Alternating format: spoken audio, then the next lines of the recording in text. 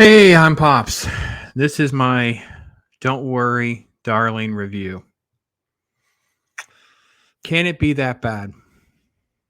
Can it be as cringy as they say? Is it worthy of sort of the backlash or the hate?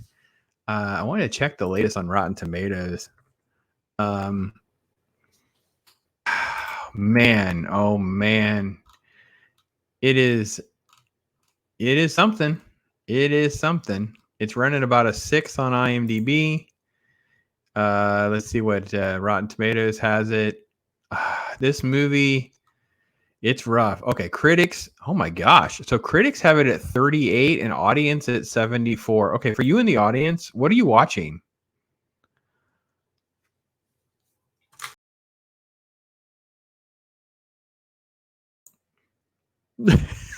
I pulled myself out of the stream. Oh my gosh. Okay, so normally you see a critic of 38, audience of 74. Give it a shot. No, no.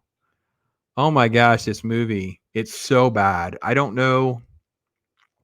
This is the new uh female empowered smelling their own farts film.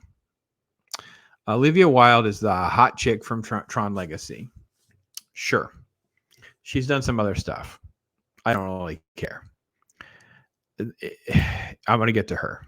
So the film centers around Harry Styles and Florence Pugh as a 50s couple, and Jack and Alice, and they're in this basically this utopian world, kind of like a California, and they're partying, they're having a good time drinking.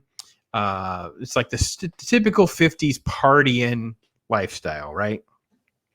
Men go off to work, the women are staying home. It's all the cliches, and they go off to this place called Victory. And you're not really allowed to ask what they do. You're not allowed to ask like what do they make at this factory, those kinds of things. And you have this sort of like a whole bunch of characters that you only kind of get to know or get attached to, right? So Gemma Chan, she's the Asian lady that is in Humans, and she played the lead that was in Eternals, and she's leading this ballet class. They're introducing basically like a Stepford Wives moment where they introduce Violet, and they're all like hello, hello, hello in unison, and she's treating them like they're children, right? Now Olivia Wilde directs this, but she also plays Bunny, basically Alice's obnoxious best friend. And it's all about gossiping. It's all about the women, the chattering hens, the men go off. There's this guy named Frank. He's the one that has created all of this, and he's his voice on this radio with these sort of like weird cultish messages and encouragements. You feel like you're at one of those like Citigroup Primerica meetings from like 15 years ago or 20 years ago or something, right? And there's this scene, just weird things start happening. Like Alice has this scene where she's doing eggs, but then she crushes them and they're empty. Like, are the eggs real or not real? Anyway, so there's lots of music. There's lots of this stuff kind of happening. And then you have Margaret. And Margaret is kind of going back and forth in this like this crisis. You don't quite get what's going on with her. And there's sort of like, again, the chanting is there. There's this creepy doctor trying to attend to Margaret. She's just freaking out because they're trying to medicate her, and you don't really like know exactly what's going on. They have these, and there's like tons of sex scenes, and they don't show anything. Of course, we can't show any of Florence Pugh, even though she's been butt naked, and I don't know other movies. But no, it's always about Frank putting out all these cult messages, and Alice and Jack. He goes off to work, comes home, they start making out. And usually he's pleasuring her. It's usually not anything else. And about 30 minutes in or so, we finally have the first movement of the plot. The plot is something else is going on. What is it? Right? And Alice is, she just got to get out of the house. So she's on this bus, and she sees this plane crash, and it's weird. Music cues weird. She starts to get off this bus. The bus driver's acting strange.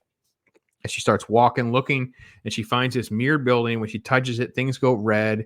Weird music, weird graphics. And then, wakes up, and Jack is making dinner like nothing ever happened. And you have another weird scene. You have hallucinations. They cut away to that dance stuff. And it's just a whole lot of strangeness. You're probably about 45 minutes in, and you don't really know what's going on, and you don't exactly care. You know, she's suffering from some sort of hallucinations. There's these weird moments where she's like suffocating in saran wrap. By the way, we don't explain exactly why some of these things are ever happening later on, even. And there is kind of a contradiction for me. Like, she touches the thing at this point, and then later on. So anyway. And her and Jack seem to be in it to win it. They seem like they're fine. He's going to support her. She's having her paranoia, her hallucinations. He's just trying to have sex. That's all he ever does. And at some point, you start to feel like he's starting to turn. And Jack, out of the blue, is like, I think we should have a baby. And you're like, what on earth? He's asking her. Like, it's nothing is fitting normal. It's like the 1950s gender roles and stereotypes. And then out of the blue, he's like this beta. And he's wanting to have the baby, and he's always pleasuring her. It's just something's not right. So they have this party, and Frank is played by Chris Pine. And basically, Chris Pine is just Chris Pine. Chris Pine is just walking around, talking, being Frank, right? And he promotes Jack and gives him this ring. There's this weird ring on the finger moment. They're like, thank you for your loyalty, and all this other weird stuff that's happening, right? And he's doing this crazy dance. And Alice goes off in the bathroom because she's still losing it. And her best friend, this Olivia Wilde's bunny, right, calls her selfish. And she's the one that's like a villain. Like, I don't understand. Like, at this point, I'm like, okay, hold on a minute. So I'm like, this is an Olivia Wilde vanity project. Like, how did she get this through? She's both the director and the actress. She's playing the Wicked Witch. And then there's nothing likable about Bunny whatsoever. And her direction is her direction of the film. The way she's handling this film is very underwhelming, juvenile. Like, it's like you have these cool scenes with like 3 mirrors. And if this was done by like De Palma or something, which would be that kind of scene, you would have 3 different images that never lose the character. You would have 3 different ways of looking at the character. The character would be struggling with trying to grasp reality. The metaphor would be in 3 reflections, and you don't know which ones are which. But instead, she allows the character to move. So many times the mirrors are empty and they're showing nothing there. Makes no sense whatsoever. So I can't even get into like the artsy elements of the film that they're trying to shoot for because they're so shoddily done. They're not done. I'm barely halfway of the film. I'm barely through any of this, right? And I want to quit, to be honest. But I kind of know where it's going, and I'm kind of ticked off inside because I'm picking up some of the breadcrumbs. They think they're clever. It's not that clever. Okay. So they have a dinner party, and Alice decides that she's going to sort of like confront Frank. They're going to get into a peeing contest, right? Because Frank has confronted her in the kitchen. It's like, sorry that Bunny didn't believe you. You didn't believe Margaret, so why would people believe you? It's okay. I was waiting for someone to come along and challenge me. You pushed me. It was weird. And then she confronts him at the table talking about memories and how they all meet. And then Frank's just like, yeah, whatever. And it's the Gemma Chan lady who throws a tantrum and storms out. And then Frank just looks at Alice like, I was expecting more from you. Jack, let's talk. And the next shot of Alice is she's almost like in this tantrum mode. You can't have a protagonist that you can never relate to and that you don't understand how to connect to, right? You're just watching a train wreck. Okay. Now, the black lady I mentioned earlier, her name is Margaret. There's a story of her going out in the desert with the sun and all of this. And so she's snapping. And then when when she's basically being taken away, it's these dudes in the red jumpsuit guys. I don't know what they're called. Red jumpsuit guys, right? So after this tantrum, Jack's like, it's fine, Alice. We'll do what you want to do. We'll leave. And then it's all a scam because they're in the car. The red jumpsuit guys come for Alice. And then you have like the experimentation scene. So we're going to cut to this experimentation scene where Alice is strapped down and they're going to give her electric shock from this creepy doctor. But what actually happens? What actually happens is Alice is waking up to her real life. In the real world, Jack is a jobless loser bum. Alice is a doctor. Jack is this whiny, off-putting, just always try to fill her up. He should be able to get his way with her, even though she's working like 15 hours a day as a doctor and he doesn't even have a job. The house is a wreck. He's a wreck, right? And Frank is Jack is listening to Frank on the computer. Like, do you truly know who is really happy? The real you, man. Be the man that you say you are, right? And there's all this stuff and weird hallucination stuff and things like that. And you have Alice's life when she goes back into Victory, because it's a simulation at this point. It's a simulation, right? Hasn't totally been spelled out for you, but that's pretty much what's happening. And when they do spell it out, you sort of get, holy crap, it's not just a simulation. Jack is on the outside. He has her he like has to take care of her when she's in he has to take care of her human body, her real body. He has to give her water. He has to take care of her. And she's in Victory pretty much the whole time. He has to drive to work, leave Victory, go into the real world, make some money to pay Victory for them to live in their simulation. And that's the twist in the story. Alice is on bed. Jack treats her like his slave, puppet, whatever. It's all just pretend with these weird goggle things. And they live out this fantasy life of the 1950s in Victory. But in real life, Jack has this miserable life where he has to go earn penance as a loser, even though she was a doctor. It's like, anyway.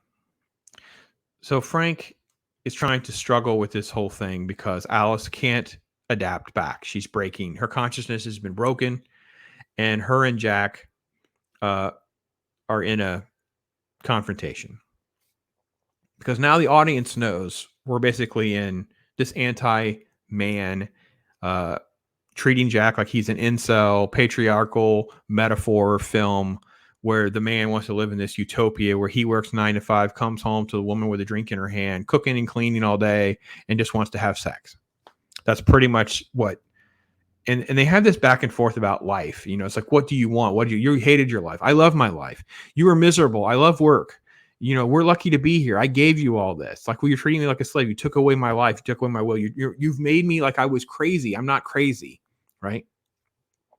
And his solution, I kid you not, his solution is to try to go down on her in the middle of this fight. She's freaking out. He's trying to lift up her dress and go down on her. And she grabs a glass and basically smashes his face and kills him. So now Jack's dead. And remember, Jack is really dead because Jack is in the simulation, but he knows he's in the simulation. So when he dies, again, they don't explain all this, but when he dies in the simulation, he dies in the real world. I don't know if she does. They don't say that, right? I assume that's true, but that's what happens to Jack. He's dead. Bunny comes in. I guess I don't think Alice runs out and sees the blood on her. She's covered in blood.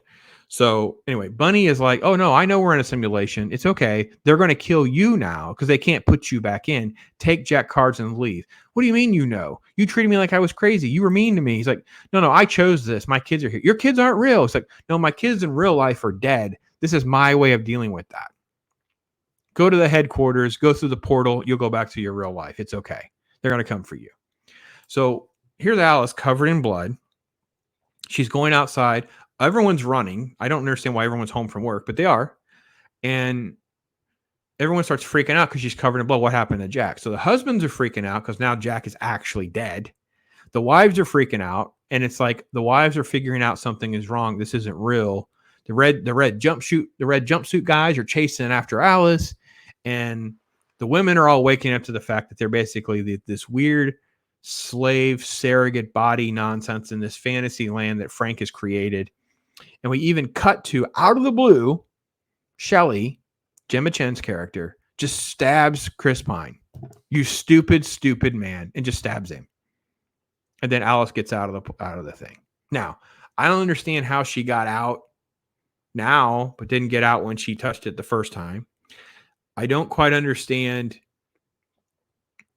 if, I don't know. I guess there's a lot of questions, not answers, because there's just random it's like a bunch of random people thrown together. Of course, we have a ton of POCs. It's this weird sort of like quasi-racist, extremely sexist rewrite of history about everything, about a bunch of people in the 50s living like this. And they're all just unlikable women, unlikable people, stereotypes and whatever. And it's all about trying to say this group of men would just rather have this lifestyle. It's kind of like maybe a knockoff of like a Handmaid's Tale feminist, fan fiction is basically what it is. It's freaking awful. The critics picked up on that, evidently, but some of the audience, not so much. I'm interested to see what this guy said. He gave it 100%. How could you give anything 100%? How could there be a movie? Oh, I see. They gave this other movie 100%. I got you. Okay, never mind. Okay. I don't know how any movie could be 100%. It's a documentary. Nothing should be 100%. I mean, I guess we can say like, maybe Godfather or something like that, but oh my God. Oh boy. I don't know what to tell you guys. Movie's crap. Don't let people who are out there giving this movie high scores convince you otherwise. It's a complete nonsensical, leftist, sexist, jargonal, nonsensical mess is what it is. So I'm Pops. Maybe you're wrong. You know what? If you're the one that likes this film, you tell me why. You give me the heads up on what I'm misunderstanding, what I don't get about the metaphor, what I don't get about all of this, because it's all about escaping your reality, right? So Alice and Jack, instead of working on their marriage and figuring out something and figuring, okay, well, maybe he doesn't have to get a job. Maybe you guys need to live differently within your means. If she's a doctor and you could be the stay-at-home dad, or you could do a different type of job because she's making good money as a doctor, that is all fine. I don't understand why that is so inappropriate. That's very common in society. And she's not going to respect him if he's not going to try to take care of himself. Like the idea of what Harry Styles looks like in Victory and outside of Victory is insanely stupid. Like it's a joke. It's like if you do Victory and you understand what's actually happening, and then you look like this on the outside, because I'm not talking about like he's buff or anything. I'm talking about just literally like being clean shaven and cleaned up. No, they have him as like scruffy looking, and shovel. The house is a mess. He eats like out of a tuna can or something. It's just, everything is just skeezy. It's who they think these loser men are. And maybe that's what they're exposed to. That's all they know. That's all Olivia Wilde's surrounded by, I guess. It's a commentary on her world, maybe, because this is not the real world. Anyway, you tell me I'm wrong. You convince me otherwise. That's my take on it. There you go.